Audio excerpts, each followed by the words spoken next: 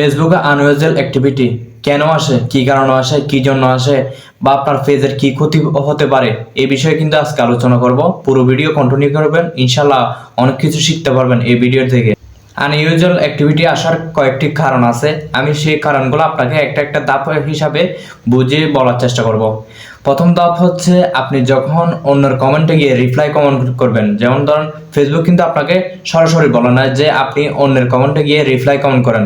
আপনি দেখা যায় কেউ একজন কমেন্ট করছে ওইখানে গিয়ে আপনি কি করছেন, রিপ্লাই কমেন্ট করে দিয়েছেন। এটা কিন্তু আপনার আনইউজুয়াল অ্যাক্টিভিটির উপর পড়ে যায়। হ্যাঁ, আপনি ওই কাজটা করতে পারেন। আপনার কোনো পোস্টে বা আপনার কোনো ভিডিওতে যদি কেউ কমেন্ট করে, ওই কমেন্টের রিপ্লাই কিন্তু আপনি করতে পারবেন। এক্ষেত্রে কিন্তু আনইউজুয়াল অ্যাক্টিভিটির কোনো সম্ভাবনা নাই। 2 নম্বর হচ্ছে অনেকে দেখা যায় কিছু স্টার সেন্টারের ছবি নিয়ে কিন্তু ওদের আইডিগুলো তারা প্রমোট করে। আসলে কিন্তু এটা ফেসবুক কোনোভাবে অ্যালাউ করবে না। এখন আপনার সমস্যা হচ্ছে না, কিন্তু এক সময় না এক সময় গিয়ে আপনার সমস্যাটা হবে। যখন আপনি বুঝতে পারবেন আপনার মনিটাইজ কিন্তু চলে যাবে। 3 নম্বর হচ্ছে অনেকে অন্যের মোবাইল থেকে নিজের পেজ চার্জ করে কিন্তু তার ভিডিওটা সে নিজেই দেখে কিন্তু শেয়ার করে দেয়। এটা কিন্তু কোনোভাবে করা যাবে না, কারণ এটা ফেসবুকের সার্চ ইঞ্জিনের মাধ্যমে কিন্তু রোবটটা ধরে ফেলে যে আপনি যে আপনার নিজের ভিডিও আপনি কিন্তু চার্জ করে দেখতেছেন। এরকম ভুল কিন্তু আপনার কখনো করা যাবে না। এরকম ভুল যদি আপনি করেন, এটা কিন্তু পরবর্তী আপনার জন্য সমস্যা হবে। 4 নাম্বার হচ্ছে আপনার নিজের ভিডিও আপনি অন্য কোনো গ্রুপে বা অন্য কোনো আইডিতে কখনো শেয়ার করবেন না।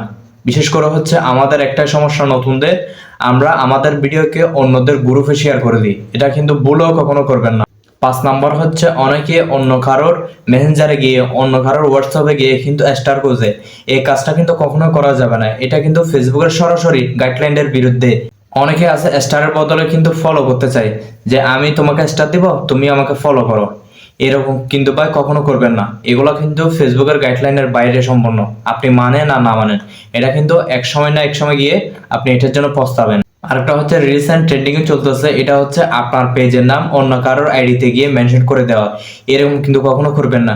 আমি 2-1 বার দেখছি, এটা হচ্ছে আপনার যেগুলো ট্রেন্ডিং ভিডিও আছে ওই ট্রেন্ডিং ভিডিওতে দেখছি একজনের আইডির নাম আরেকজনের কমেন্টের সেকশনে গিয়ে কিন্তু উল্লেখ করা দেয়। এটা কিন্তু কখনো করা যাবে না। এটা সম্পূর্ণ কিন্তু ফেসবুকের গাইডলাইনের বাইরে। তারপর অনেকে আছে ভাই ব্যাক টু ব্যাক ভালোবাসা দিলে ভালোবাসা পাবেন, এরকম কখনো কমেন্ট করবেন না।